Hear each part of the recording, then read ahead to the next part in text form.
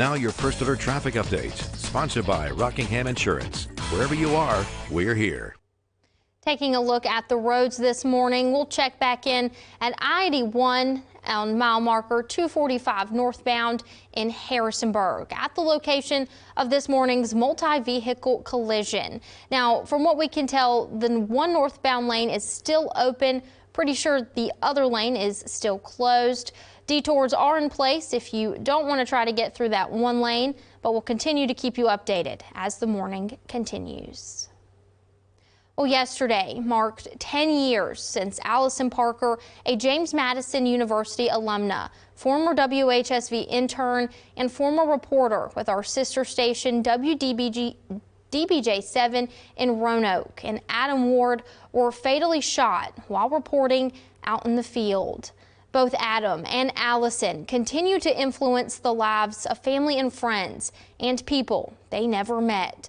Recently, Joe DeShiel with WDBJ7 spoke with Allison's parents, Barbara and Andy Parker, on the ways they and others are honoring Allison's memory. The house Allison Parker shared with her parents and her brother is filled with memories of a life well lived. The painting from a favorite photograph.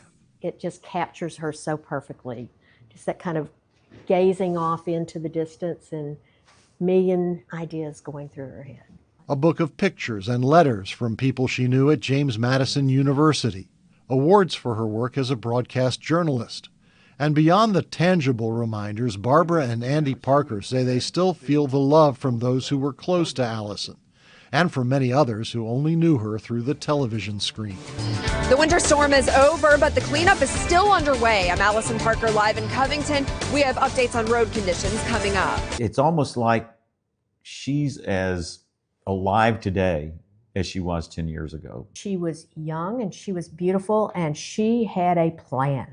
She knew exactly what she wanted to do with her life, and that's how we remember her. Every year around Allison's birthday on August 19th, the Parkers visit the Nantahala River Gorge in North Carolina.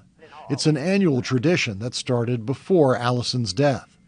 My hobby is whitewater kayaking. It's something that my family does all the time. We have a memorial stone down there at a really beautiful gazebo right on the river's edge, and it says Allison Forever. And we sprinkled ashes, her ashes in the river, because she just, her friends. For whatever reason, she loved that river. And they've honored Allison's memory in other ways. Andy wrote a book. It's absolutely my duty to make sure that her memory lives on. Barbara organized the For Allison Foundation. I wanted to do something to remember Allison for the person that she was, not just the way she died. That was really important for me. Over the last 10 years, the foundation has provided visual and performing arts opportunities for more than 1,800 young people, raising and spending about $90,000. The foundation is the longest continuous funder of the Grandin Theater Film Lab, for example.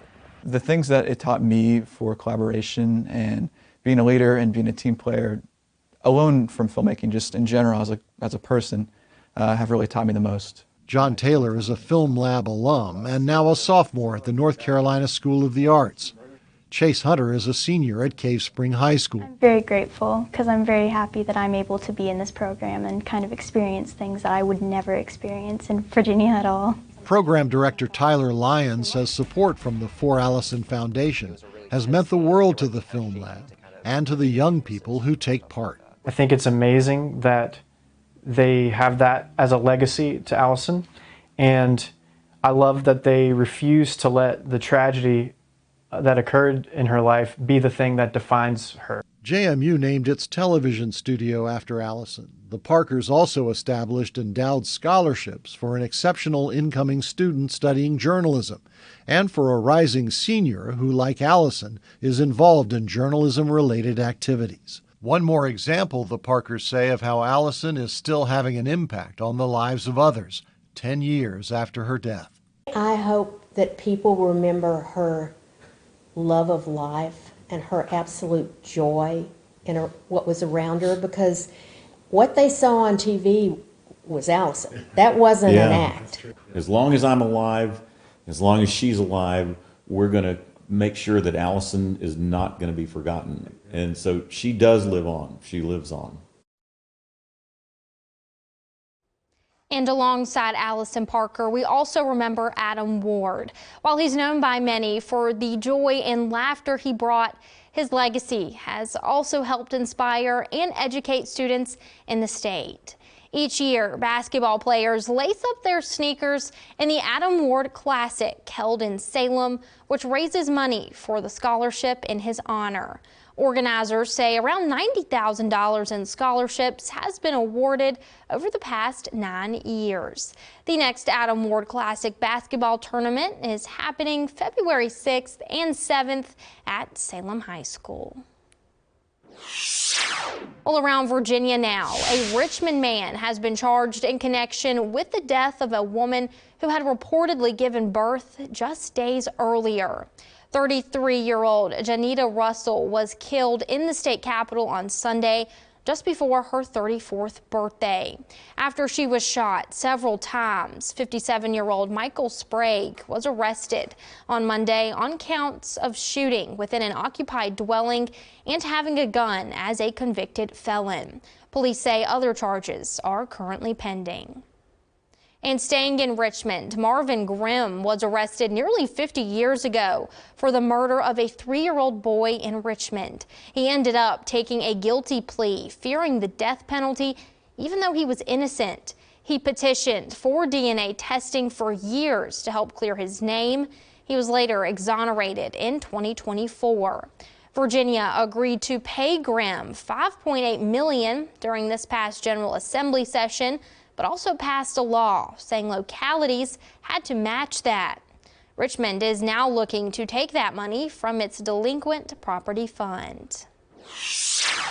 Well, back in the valley, it might already be feeling like fall, but the official change in seasons is fast approaching with cooler afternoons that are perfect for outdoor activities. The Stanton Public Library has created a way to add education into the fun with story walks in Montgomery Hall Park.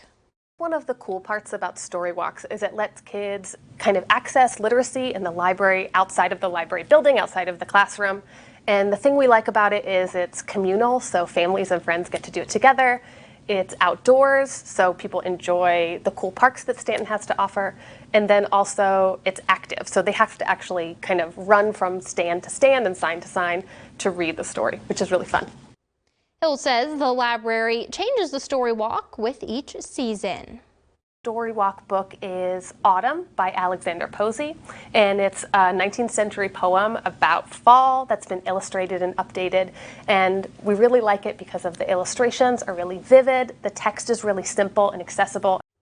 Hill says that this poem is a celebration of the seasons and can be a great choice for families to read together during Native American Heritage Month, which is recognized in November.